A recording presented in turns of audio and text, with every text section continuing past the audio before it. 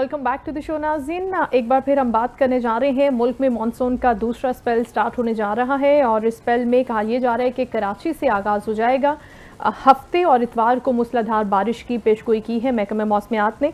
इससे पहले भी हमने देखा था कि मानसून अर्बन फ्लडिंग का खदशा जिसमें जाहिर किया गया था, लेकिन उस मानसून को इतना अफेक्ट नहीं एज सच हमने देखा होते हुए मुख्तलिफ इलाकों में। लेकिन अब हम स्पेसिफिकली बात करते हैं इस मानसून के स्पेल की, जो 25 अगस्त तक कहा जा रहा है कि जारी रहेगा और सिंध में ये दाखिल हो जाएगा। 19 अगस्त तक ये कराची, घोटकी, मीरपुर खास, उमरकोट, सांगड़, सट्टा, ठट्ठा, सखर समेत इन तमाम इलाकों को ये मुतासिर करेगा। और NDMA ने यह खदशा जाहिर किया कि पंजाब के कुछ बड़े शहर हैं जो अर्बन फ्लडिंग से मुतासिर हो सकते हैं। KP और सिंध की अगर हम बात करें तो यहाँ पर भी कुछ खतरा है। अब इस खतरे से निपटने के लिए क्या इकदाम सिंध हुकूमत ने किए हैं? मेयर, डिप्टी मेयर ये क्या तैयारियां कर रहे हैं मानसून को लेकर, सो दैट लोग उतने ज़्यादा परेशान ना हो। लोगों के घरों में पानी चला जाता है, गटरों की सफाई और नालों की सफाई उस तरह से नहीं होती कि निकास हो सके। तो इस सारी सूरत हाल पर बात करने के लिए हमने शो में आज इनवाइट किया है अरसलान शेख साहब हैं, मेयर सखर। इनको वेलकम भी करते हैं और उनसे डिटेल्स कुछ हम लेते हैं। अस्सलाम वालेकुम अरसलान साहब। जी अस्सलाम वालेकुम। वालेकुम अस्सलाम, welcome to the show sir, thank you so much for your time. जैसा कि मैं मानसून के हवाले से बात कर रही हूँ, आप बताइए कि सखर भी इफेक्ट होने का खदशा जाहिर किया है। महकमा मौसमियात का जो बताना है कि अब जो नया स्पेल शुरू होगा और ये काफ़ी लंबा चलेगा, उसके बाद एक और स्पेल के बारे में भी हम बात कर रहे थे। महकमा मौसमियात के अफसरान, चीफ मेट्रोलॉजिस्ट ने भी हमें बताया था लास्ट टाइम भी। तो आप बताइए कि कितनी तैयारियाँ हैं, कौन कौन से इलाके मुतासिर होते हैं, उनसे निपटने के लिए क्या हिकमत अमली इख्तियार की जाती है? जी बिस्मिल्लाहिर्रहमानिर्रहीम। देखें, अगर हम बात करते हैं मेट्रोलॉजिकल डिपार्टमेंट की, तो मेट्रोलॉजिकल डिपार्टमेंट की अगर आप जो प्रिडिक्शंस थी या जो उनकी एनालिसिस रिपोर्ट थी, तो जी उसमें ये था कि first week of July onwards, बल्कि उन्होंने तो अर्ली मानसून की बात की थी कि जी एंड ऑफ जून और फर्स्ट वीक ऑफ जुलाई से 30th जुलाई तक हैवी टू हैवी रेनफॉल। इसकी मल्टीपल टर्मिनोलॉजीज होती हैं बेसिकली। राइट। 35 to 75 मिलीमीटर कहा गया कि जी बरसात होगी, और जब 75 मिलीमीटर कहा जाता है तो उसमें हैवी टू हैवी रेनफॉल होता है। लेकिन पूरे जुलाई के अंदर आप देखें एक भी दिन बरसात नहीं हुई। तो इस वक्त मैं समझता हूँ क्लाइमेट चेंज जो एक बहुत बड़ा चैलेंज पूरी दुनिया के लिए है, इसी तरह सूबा सिंध और हमारे शहर सखर के लिए भी है। जी। लेकिन as far as Sukkur city is concern, तो हमारे हम्म। देखें इसमें दो चैलेंजेस होते हैं।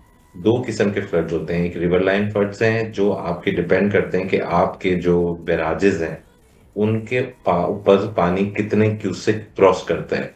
अब इसके अंदर में मेट्रोलॉजिकल डिपार्टमेंट की अगर आप बात करेंगी तो वहां पे उसमें लिखा हुआ है कि जी हैवी फ्लड के चांसेस है। जब हैवी फ्लड का नाम आता है तो लोग जो है उसमें घबरा जाते हैं। जी। लेकिन हैवी फ्लड्स जिसको आप रिवर लाइन फ्लड की मैं इस वक्त सिर्फ बात कर रहा हूँ, जो आपके कच्चे के एरियाज हैं, जो फ्लड आपके जो सराउंडिंग बैराजेस के एरियाज हैं, तो 7.5 लाख क्यूसेक का जब पानी क्रॉस होता है तो उसको हैवी फ्लड रिवराइन उसके अंदर टर्मिनोलॉजीज में कहते हैं। ठीक लेकिन है। अगर हम बात करें गुड्डू बैराज की, तो गुड्डू बैराज की जो कैपेसिटी है वो 12 लाख अपना क्यूसेक है।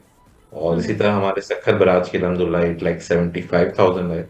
इसी तरह कोटरी बराज है, वो भी 8 लाख प्लस है। तो अलहमदुल्ला मैं नहीं समझता, लेकिन अल्लाह ताला को पता है। इस वक्त आप मौसमियात को तो बिल्कुल प्रिडिक्ट नहीं कर सकते। तो जी। रिवर एंड फ्लड का कोई खतरा नहीं है। इवन 2022 का जो एक इतनी बड़ी अनप्रेसिडेंटेड रेनफॉल हुई थी, और ये उसके अंदर भी जो रिवर एंड फ्लड है वो सिंध के अंदर एंटर नहीं हुआ था। सिर्फ जो दादू का ये देही का जो इलाका था जिसके अंदर कुछ इलाके आपने देखे थे जिसमें रिवर लाइन फ्लड आया था, तो बेसिकली वो पानी भी पंजाब और बलूचिस्तान का जो नॉर्दर्न एरियाज का पानी है वो कैनाल्स के अंदर से जो इरिगेशन की होती है उसके ओवरफ्लो होने की वजह से एक कट लगा था, तो ठीक आया है। था। तो मेरा नहीं ख्याल ये रिवर लाइन का है। और अर्बन फ्लडिंग के हवाले से मैं आपको सखर शहर का, क्योंकि मैं मेयर हूँ, मैं स्पोक्स जी। पर्सन भी हूँ गवर्नमेंट ऑफ सिंध का, लेकिन मैं आपको सखर शहर के हवाले से पहले ही बताऊं कि सखर शहर में अभी रिसेंटली पूरे सिंध में एक दिन में सबसे ज्यादा बरसात हुई। यानी अच्छा। मेट्रोलॉजिकल डिपार्टमेंट 75 मिलीमीटर रेनफॉल को very heavy to heavy rainfall कह रहा है। लेकिन हमारे यहाँ नॉन स्टॉप 18 घंटे बरसात हुई, जिसमें 137 मिलीमीटर बरसात रिकॉर्ड की गई। ठीक और है। अल्हम्दुलिल्लाह 2 घंटे भी हमारे यहाँ पानी किसी भी एरिया में नहीं रुका। 2022 का जो फ्लड था वो हमारे लिए एक बहुत बहुत बड़ा, मैं समझता हूँ कि अल्लाह ताला की तरफ से इम्तिहान भी था, चैलेंज भी था। और हम कभी इतने इस तरीके की सिचुएशन के लिए प्रिपेयर्ड नहीं थे, लेकिन हमने अल्हम्दुलिल्लाह बहुत सारी अपनी तैयारियां की। हमारे 457 डिस्पोजल स्टेशन हैं, हमने उनको अपग्रेड किया। हम्म। सेकंड सबसे बड़ा इशू होता था वो ऑल्टरनेट एनर्जी का होता है, क्योंकि जब बरसात होती है तो सेटको के फीडर्स ट्रिप हो जाते हैं। सेटको बिल्कुल। हमारे साथ कोऑपरेट करता है, कोऑर्डिनेट हम्म भी करता है, इसमें कोई शक की बात नहीं है। हम्म। लेकिन due to some technical reason there feeders get trip और आपकी इलेक्ट्रिसिटी ड्रॉप आउट हो जाती है। तो हमने 22 से ज्यादा नए जनरेटर्स जो हैं वो हमने प्रोक्योर करके, ना सिर्फ प्रोक्योर किए, इंस्टॉलेशन किए हैं, हम्म। 57 डिस्पोजल स्टेशन को अपग्रेड किए हैं। और साथ साथ जो हमें सबसे बड़ा, यानी अगर आप सक्खर की हिस्ट्री उठाएं तो सक्खर की हिस्ट्री में पुराना सक्खर एक ऐसा एरिया है कि उधर जब भी कभी 1 या 2 दिन बरसात होती है तो किश्तियां चलती है, ठीक। क्योंकि वो पूरे सक्खर का सबसे लो लाइन एरिया है। तो हम्म। उस पुराने सक्खर के जो 4 डिस्पोजल स्टेशन थे, हमने वहां पे इमरजेंट मोटर्स 200 हॉर्स पावर की, हम्म। जिनका direct discharge emergency basis, emergency period के लिए हमने दरिया के अंदर रखा। तो राइट। यही वजह हुई कि इस दफा पुराने सक्खर में टोटल 2 घंटे भी पानी नहीं रुका, 137 मिलीमीटर एक दिन की बरसात के बाद। और ये हम्म। वो इलाके होते थे जहाँ पे हमेशा हमें बड़ी शर्मिंदगी का सामना होता था। यहाँ पे स्ट्राइक्स होती थी, रोड्स ब्लॉक्स होती थी, बरसातों में धरने हुए हम्म। तो। लेकिन इस दफा इन्हीं इलाके के लोगों ने, हम जब हम गए तो हमारा वैसे फर्ज है, काम है, लेकिन लोग इतना खुश थे कि उनका इतना पुराना मसला हल हुआ कि उन्होंने हमें लाइक लिटरली फूल और इस तरीके से सारी चीजें मीडिया पे और जबरदस्त। रिकॉर्ड भी आई। और जबरदस्त। इसके लेकिन अलावा अरसलान साहब, ये हमने बात कर ली शहर की, डेफिनेटली आप शहर को भी देख रहे हैं, लेकिन अगर हम रूरल एरियाज़ की बात करते हैं तो वहाँ पर क्या इस रिवर लाइन फ्लड के बाद भी कोई इवैक्यूएशन का प्रोसेस होता है? लोगों की फसलें हैं, घर हैं, कच्चे मकानात होते हैं, माल मवेशी भी होता है।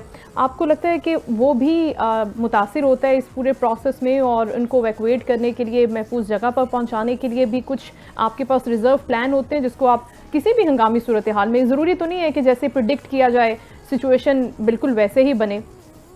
मैडम बिल्कुल, एक तो ये है कि इनको रूटीन प्रैक्टिस होती है, अच्छा। क्योंकि एक certain level of river line flood जो है वो आता ही आता है। ठीक। मैं उसकी बात कर रहा हूँ कि जिसमें अल्लाह ना करे आपके बैराजेस ओवरफ्लो हो जाएं, जो हम्म। जिसको आप डिजास्टर कहेंगी।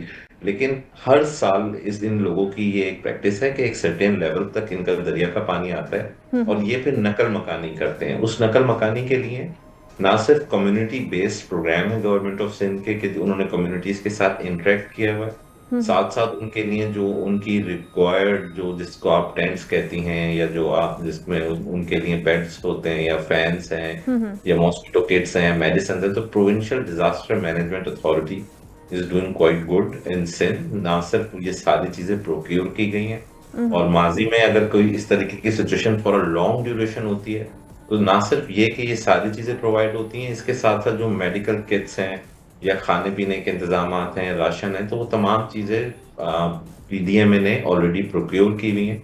उसकी कंप्लीट लिस्ट डाटा हमारे पास अवेलेबल है। उन्होंने इमरजेंसी सेंटर्स बनाए हुए हैं अपने सारे।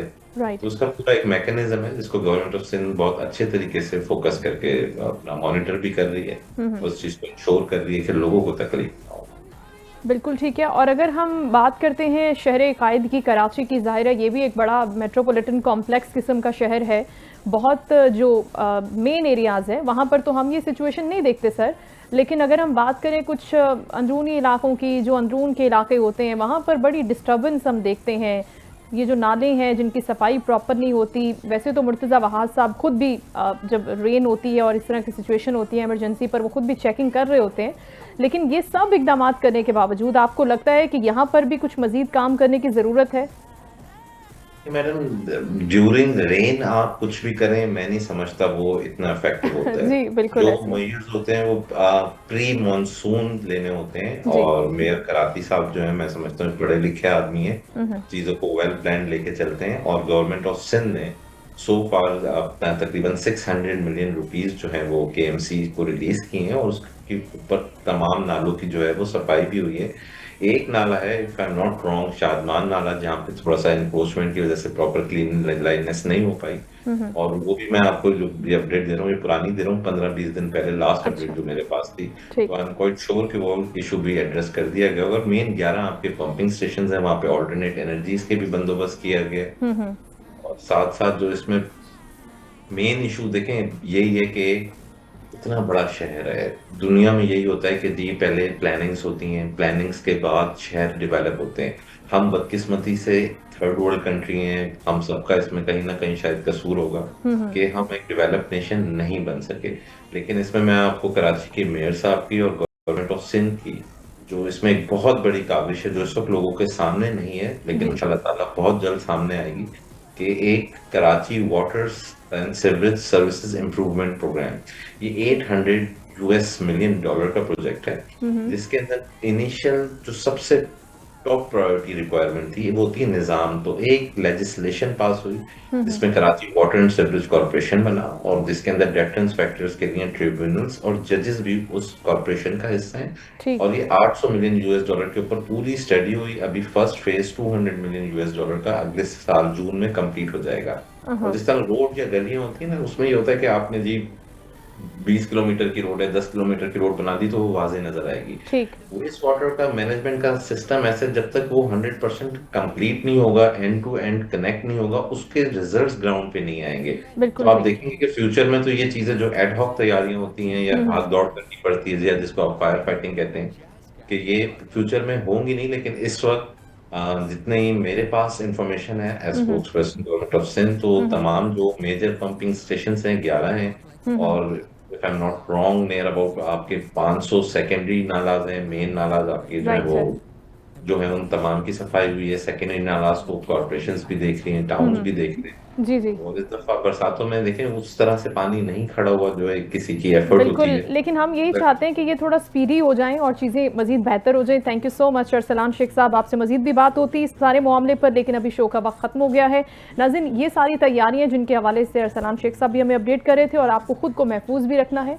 हुकूमतें भी अपने काम कर रही होती हैं, लेकिन हमें भी अपनी जिम्मेदारियाँ पूरे तरीके से इस मानसून के वेदर में पूरी करना ज़रूरी है। शो का वक्त ख़त्म हुआ, अपना ख्याल रखिएगा। इंशाल्लाह नेक्स्ट शो में आपसे दोबारा मुलाकात होगी। अल्लाह हाफ़िज़।